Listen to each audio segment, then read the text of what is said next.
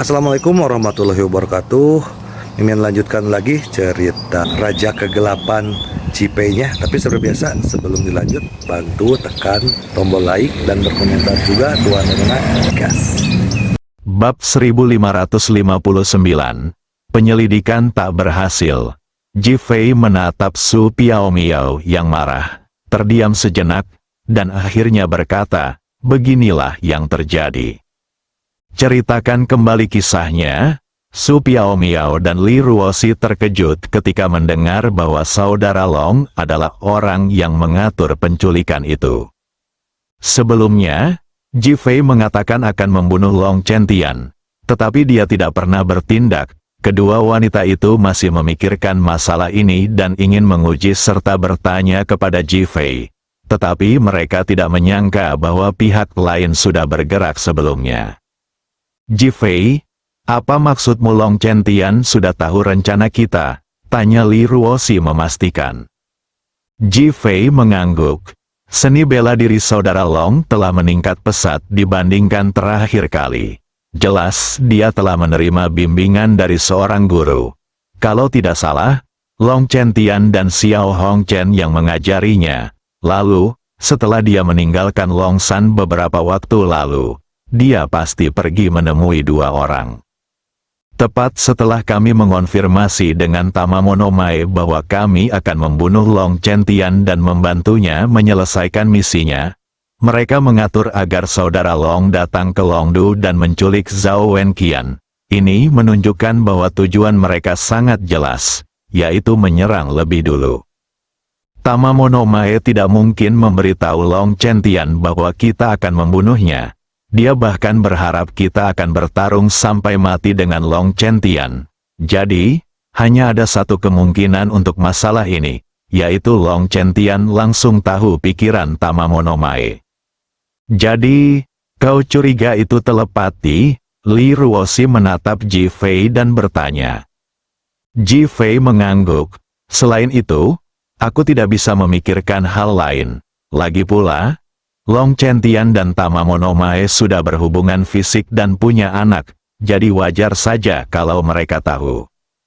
Kita tidak melakukan kontak fisik, jadi tentu saja aku tidak tahu. Kenapa kau bertanya padaku? Su Piaomiao sangat kesal ketika mendengar tentang kontak fisik, lalu menatap Ji Fei dan memarahinya. Ji Fei tidak peduli, tetapi menatap Su Piaomiao dengan serius. Masalah ini sangat penting sekarang. Hanya jika kita tahu alasannya, kita bisa menghubungi Long Chentian, Long Ge, dan yang lainnya. Kalau tidak, akan sangat sulit untuk menghancurkan mereka. Bahkan menemukan mereka saja sudah cukup sulit.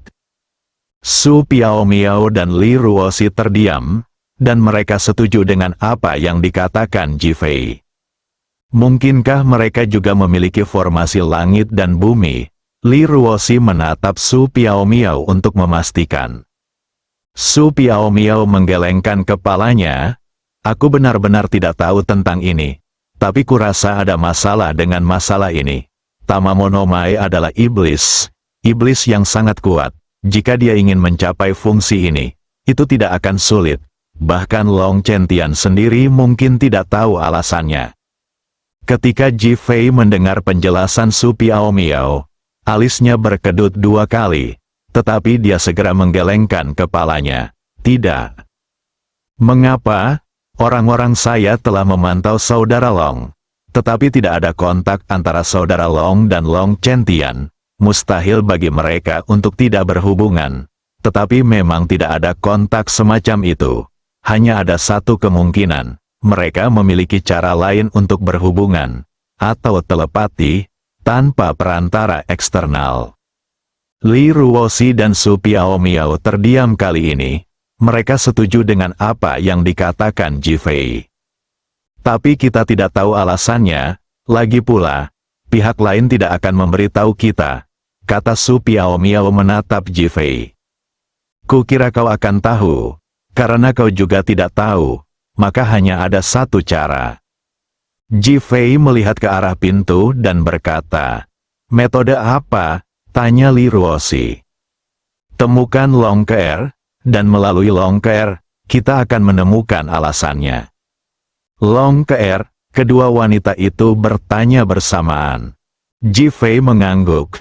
Ya, dia cucu perempuan Long Chentian. Putri kakak Long, aku yakin keluarga mereka pasti punya cara untuk mengatasi masalah ini. Li Ruoxi dan Su Piaomiao terdiam sejenak, dengan ekspresi termenung di wajah mereka. Analisis Ji Fei sangat masuk akal. Sekalipun kakak Long tidak peduli pada Long Keer, itu tidak bisa mengubah fakta bahwa Long Keer adalah putri kakak Long. Jadi, darah kakak Long mengalir di tubuh Long Keer.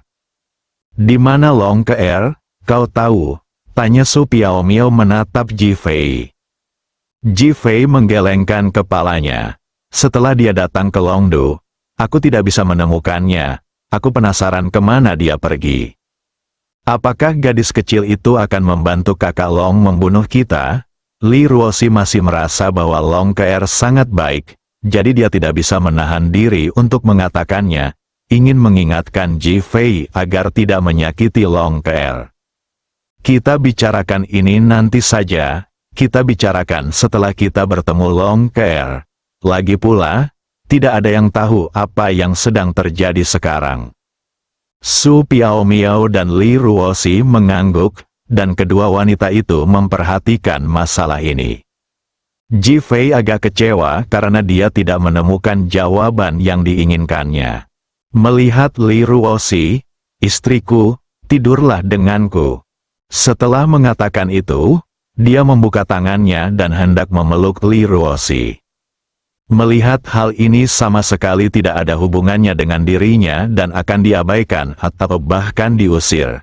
Su Piaomiao merasa tidak senang dan menatap Ji Fei dengan mata indahnya. Aku juga mengantuk, dan aku juga lelah. Setelah selesai berbicara, dia menggoyangkan badannya dan langsung berbaring di tempat tidur, tepat di tengah-tengah tempat tidur. Ji Fei kebetulan memeluk Li Ruoxi dan ingin berbaring, tetapi tidak ada tempat baginya untuk berbaring. Fiuh, Li Ruoxi hanya tertawa. Ji Fei melotot tajam ke arah Su Piaomiao. Kamu kejam sekali. Setelah berkata demikian, dia berbalik dan pergi dengan marah. Dia jelas tidak mungkin tidur dengan Su Piaomiao. Bukankah itu yang diinginkannya? Lagi pula, bukankah aku bersikap tidak adil pada istriku? Yang tertinggal adalah tawa bahagia Su Piaomiao dan Li Ruoxi. Mereka hanya sengaja memprovokasi Ji Fei. Ji Fei turun ke bawah, melihat-lihat, dan akhirnya pergi ke kamar Huo Lei untuk tidur. Dia juga lelah. Pada saat ini di Bandara Longdu, dua pria asing yang tinggi dan sangat kuat mengenakan setelan rapi turun dari pesawat yang baru saja tiba dari luar negeri. Dua orang yang berjalan di tengah kerumunan memberi orang perasaan menonjol di antara kerumunan. Akan tetapi, keduanya tampak mengabaikan tatapan orang banyak dan langsung keluar untuk menghentikan taksi ke Fei Tang Mansion. Sopir taksi itu tertegun sejenak, dan salah satu dari mereka sedikit tidak sabar. Tidakkah kamu mengerti? Sopir itu melihat mata yang terbelalak lebar seperti roti kacang, lalu mundur ketakutan. Ia segera berkata, saya mengerti. Dia menyalakan mobil dan bergegas menuju Fei Tang Mansion.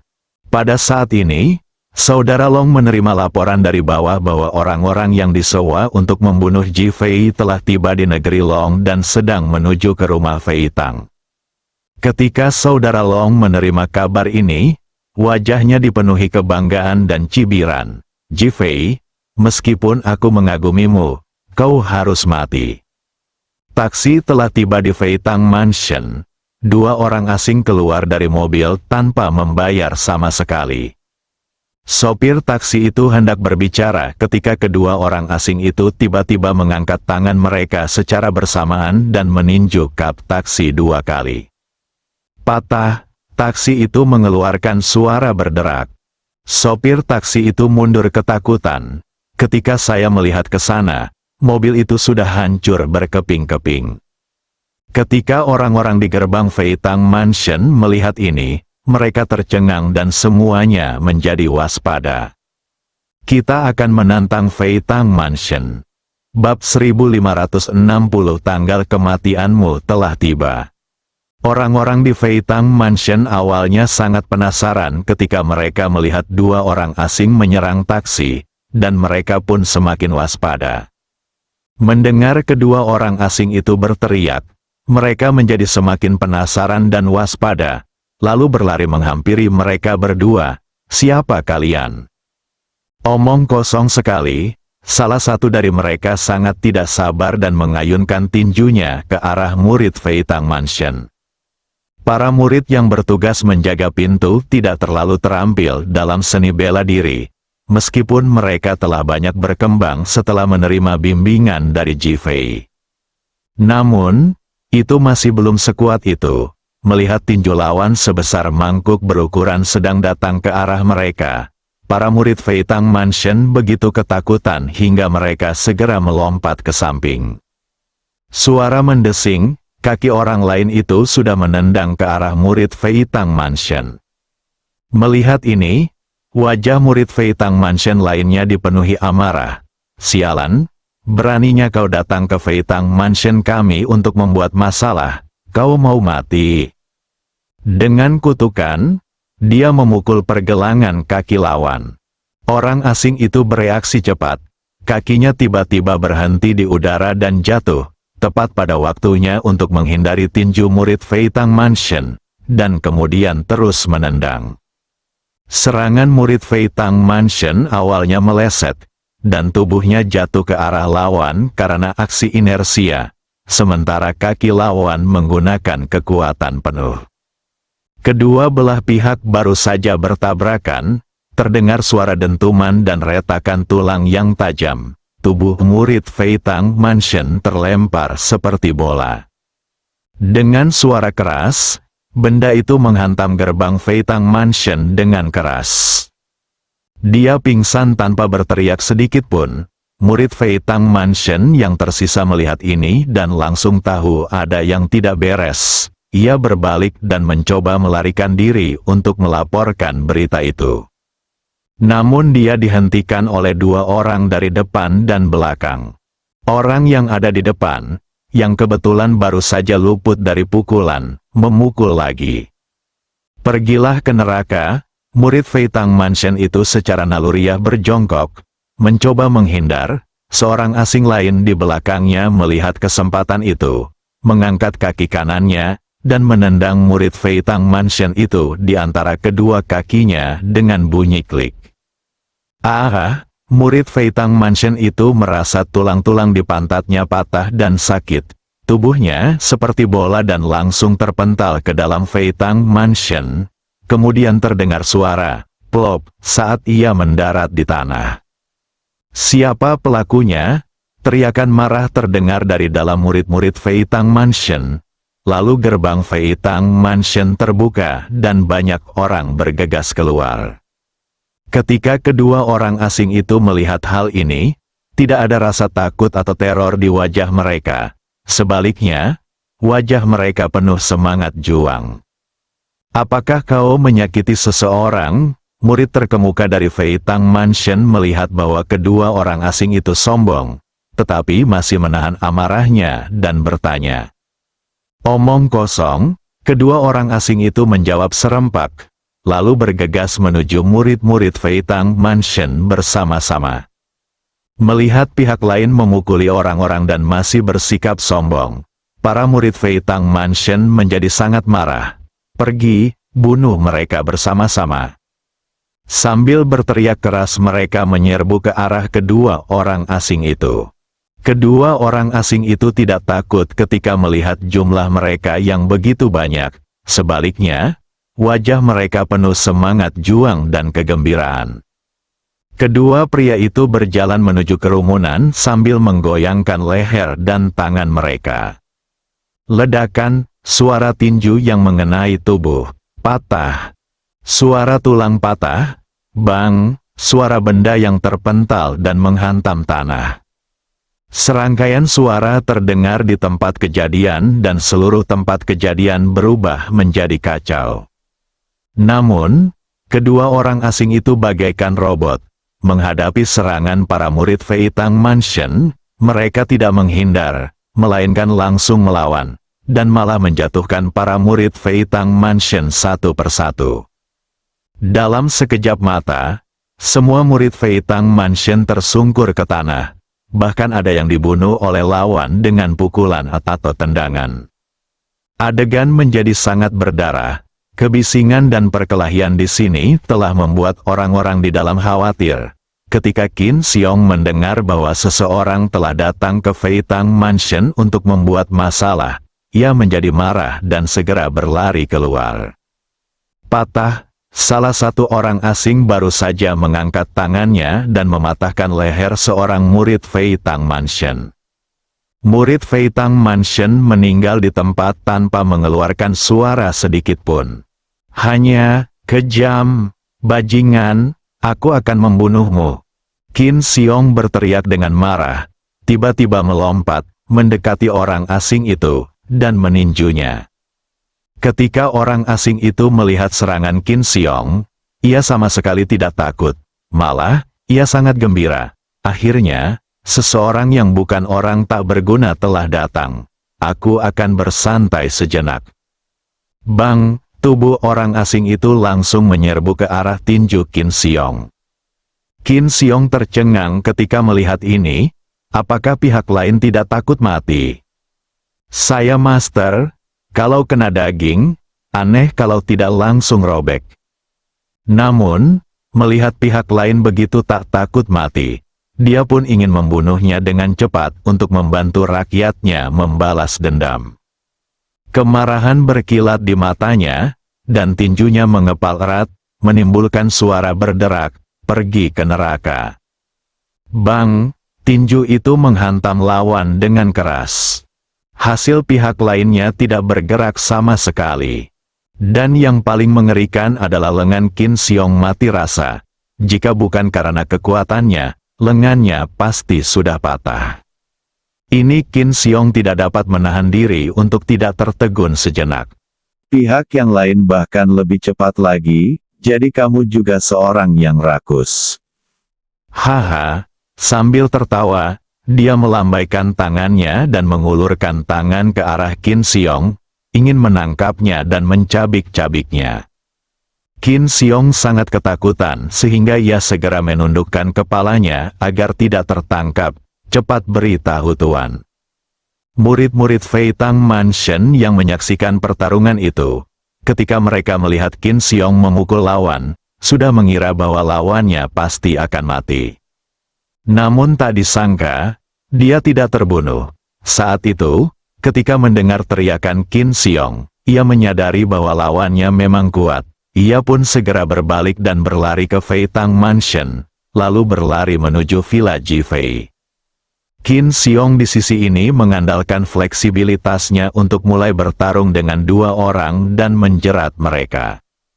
Ledakan, terdengar ketukan keras di pintu Villa Jifei, dan orang-orang di luar berteriak serempak, "Tuan, gawat, ada dua orang yang sangat menakutkan di luar, dan mereka membunuh orang-orang secara brutal di pintu." Jifei, yang sedang tidur, terbangun oleh ketukan di pintu. Ia mendengar teriakan dari luar, "Bunuh seseorang," dan langsung terbangun. Ia melompat ke tanah dan bertanya, "Siapa yang akan membunuh seseorang?" Reaksi pertamanya adalah Saudara Long. Selain Saudara Long, tak ada orang lain yang begitu mendominasi hingga berani membunuh orang. Entahlah, mereka cuma dua orang asing. Anak muda kita memukul mereka dan tidak terluka. Dia memintaku memanggilmu untuk meminta bantuan. Mendengar ini, ekspresi Jifei berubah drastis. Ia sangat memahami kemampuan bela diri Qin Xiong saat ini. Siapapun yang tidak bisa dikalahkannya adalah seorang master. Namun, Jifei tidak dapat memahaminya. Jika orang-orang Long mempraktikkan keterampilan internal, hal ini mungkin saja terjadi, tetapi sungguh tidak terduga bahwa dua orang asing memiliki kemampuan ini. Ji Fei sudah meninggalkan rumah dan menuju pintu. Orang yang melaporkan berita dari Fei Tang Mansion tidak dapat mengejarnya meskipun telah dikejar. Di pintu, Qin Xiong melancarkan serangan tipuan dan saat ia ingin menarik kembali tinjunya, lawan terus menekannya selangkah demi selangkah dan memaksanya terpojok. Ekspresi ganas terpancar di wajah orang asing itu. Kematianmu sudah dekat. Kedua orang asing itu mengangkat tinju mereka pada saat yang sama dan menghantam kepala Qin Xiong dengan niat membunuh. Bersambung.